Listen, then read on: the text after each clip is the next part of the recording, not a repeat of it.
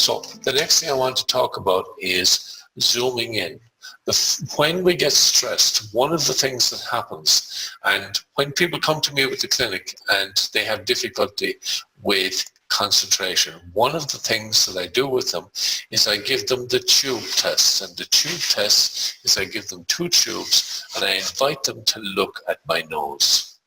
Now, some of you who might have seen me in the clinic will know this tube test. And frequently, I will take a photograph of the person when they come and do this for the first time. And this is what they will do. One eye will be looking at my nose, just like I'm looking straight at the camera now with one tube. And the other one, this one here, the one I'm waving, is actually looking way over at the wall over there. And they are not aware that their 2 eyes are not teamed up. And when the 2 eyes are not teamed up, it means that they are not taking the information from both eyes and bringing it together so that they can have binocular vision. So what I'd like you to do, if you have the paper around you, just get 2 sheets of paper and roll them up like a tube. If you have 2 pages, yeah, I'll give you time to do it. Yeah, go and get 2 sheets. Good. And let's just see what we've got. Okay, roll up the pages.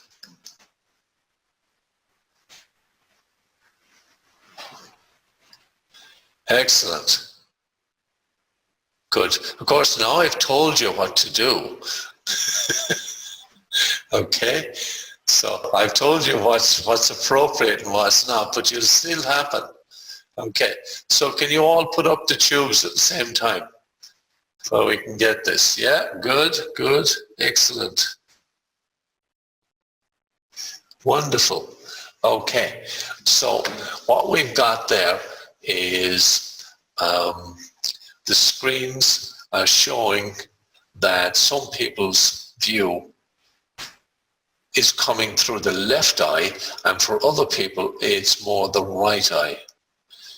So if your information is coming through, this is my right eye, this is my right hand, okay? On the screen, I don't know whether it's coming up on your left or right, whether it's mirrored, but this is my right eye. So if I take the information that comes through my right eye, it goes into my left brain. So this eye picks up all of the details that I'm seeing.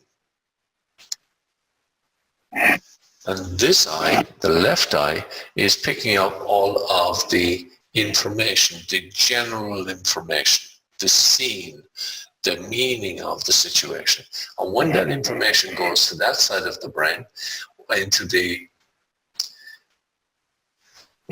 left side, and oh, yeah, God, I'm so used to standing in front of a group and doing it in reverse. This here is this. Okay, this is the right, and it's pouring into the left brain. This is the left, and it's pouring into the right brain. So this eye takes in the meaning, and on this side here, it's like you've got a jigsaw puzzle, and you get a new piece of information, and when the penny drops, it's like that jigsaw piece has been put in together, and suddenly you get understanding.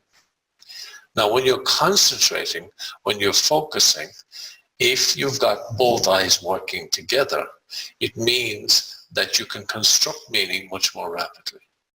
When you can construct meaning, when you can understand what you're doing, then it's so much easier to do it. But if you're there trying to puzzle it and you've got a jigsaw that's not completed because you can't understand what's happening, or you've got too much detail and you just get overwhelmed with the detail, then it's not possible to stay concentrating for long because you get distracted, you get frustrated. When you can get this side and this side to work as a team together, then it makes it possible for you to actually zoom in and to get focused. So now what I'd like to do is I'd like to show you a simple technique that will help you to bring the 2 eyes together. But before we do that, I want to do something else. When we get stressed, when we get anxious, worried, when we get a little bit upset, the pupils dilate. and they get bigger and bigger and bigger. And you know somebody is stressed or frustrated. Now, hormonally, they can also be dilated at certain times of the month. But for most people, it's adrenaline that has actually dilated their pupils. And when the pupils dilate above normal, then it's an indicator that you have a lot of adrenaline inside. And in order to bring down that adrenaline and to reduce the size of the pupil, what we're going to do is we're going to work on a simple activity to bring down the stress level in your body. So I'm going to invite you to put your hand on your forehead. This is one of nature's best cures for anxiety and stress. And you see people and they're there and they're drilling holes in their forehead because they're anxious, because they're stressed or whatever it is. You even see people hitting their head because they know there's something about the forehead that actually helps them when they're stressed. So just leave your hand flat on your forehead like a scarf. There should be no gap between your hand and your forehead. Just leave it flat. And as you leave it there, you wait until you get about 20 or 30 seconds and you begin to feel heat rising. Now I'm going to invite you to stand up, and this is part of what we were doing earlier, okay, where we were actually checking how you are. So I'm going to tilt up my camera, you can tilt up yours as well. Okay. Now what we're working on here is we're working on making sure that your body is satisfied with the activity. And when you have done this for long enough, what will actually happen is the blood supply will move from the back of your brain to the front of your brain. So just leave your hand on your forehead, leave it there for a few moments, and then you're going to find yourself go forward, just like that. You may even have to take a step to stop yourself from falling. Wait until that happens.